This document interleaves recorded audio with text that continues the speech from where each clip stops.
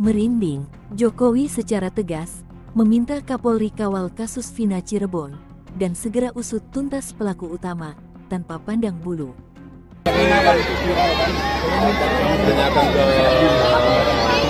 Kapolri. Saya sudah menyampaikan agar kasus itu betul-betul dikawal dan transparan, terbuka semuanya. Tidak ada yang perlu ditutup-tutupi. Kalau ada, ya, Pansel KPK tanyakan ke Menseknek. Tapi sudah saya tanyakan kemarin sebelum berangkat. Ya, terima kasih Pak.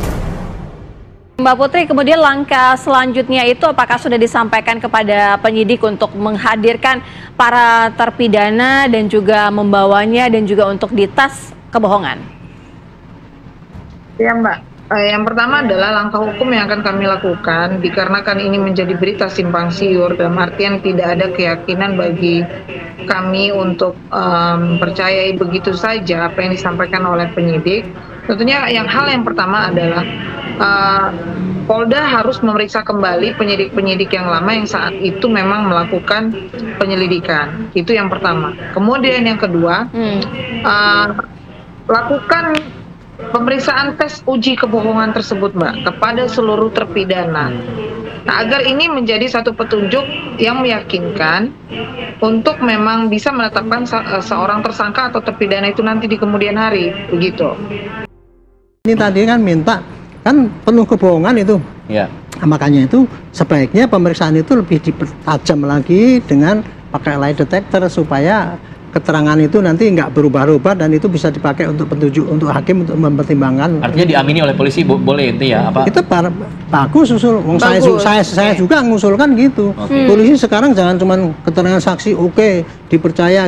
Pakai lie detector supaya nanti keterangan itu nanti kalau diuji di pengadilan betul-betul polisi tidak asal-asalan terima keterangan ini gitu kan. Gitu. Memang betul Eki ini saya mendapatkan informasi dari anak-anak STC Cirebon bahwa Eki ini adalah seorang anggota STC.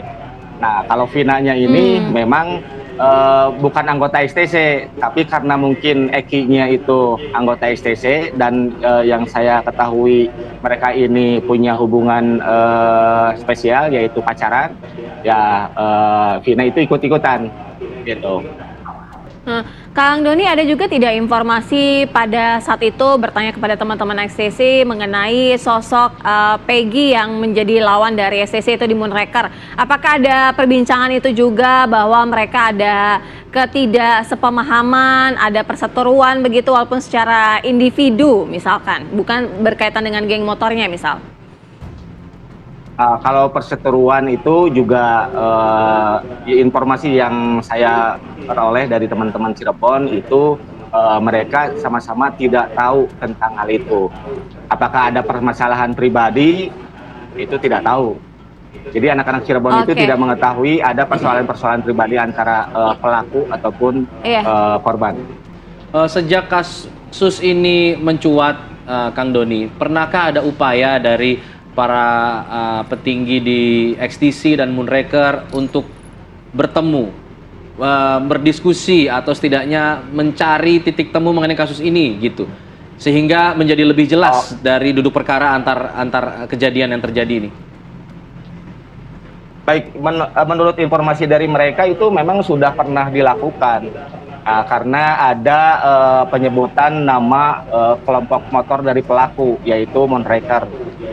Namun hanya saja yang saya dapatkan informasi dari mereka, itu memang masih simpang siur apakah pelakunya itu dari kelompok motor yang dimaksud, yaitu Moonraker, apakah bukan. Justru yang kami yang kami tangkap itu biasanya kalau misalkan dari kelompok motor ya sesama misalkan dari XTC ataupun Moonraker biasanya ada berita itu heboh saat itu dan langsung ada aksi-aksi balasan seperti itu. Tapi kalau ini enggak gitu. Jadi memang kami juga belum tahu bahwa para pelaku ini adalah kelompok dari motor tersebut atau justru bahkan di luar itu.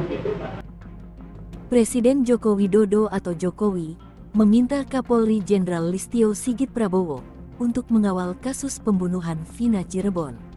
Jokowi memerintahkan Kapolri Listio Sigit untuk membuka kasus tersebut secara transparan. Sebelumnya, pengacara keluarga Vina, Hotman Paris, meminta Presiden Jokowi serta Kemenko Polhukam untuk turun tangan untuk mengawasi proses pengusutan kasus Vina. Hal itu diungkap Hotman usai melihat ada kejanggalan di balik dihapuskan 2 nama DPO dalam kasus Vina Cirebon. Hotman mempertanyakan dasar kepolisian menilai kedua DPO fiktif. Padahal, ada bukti hukum terkait tindak tanduk 2 pelaku yang disebut sebagai DPO. Hotman beberkan dari beragam versi, dimulai pada tahun 2016. Hotman mengatakan, BAP dari 7 orang pelaku kemudian dicabut atas saran orang tertentu. Bahkan, beredar dugaan kuat bahwa Peggy yang ditangkap saat ini bukan Peggy yang menghabisi Vina dan Eki.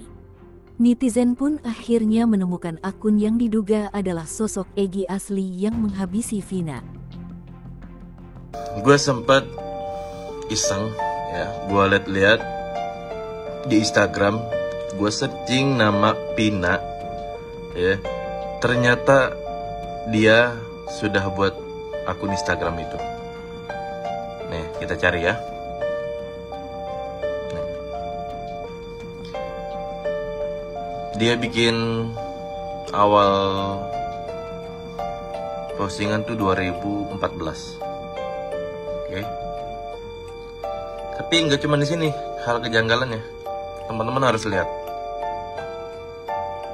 Di followersnya, di followers Pina, ada dia cuy. Damn.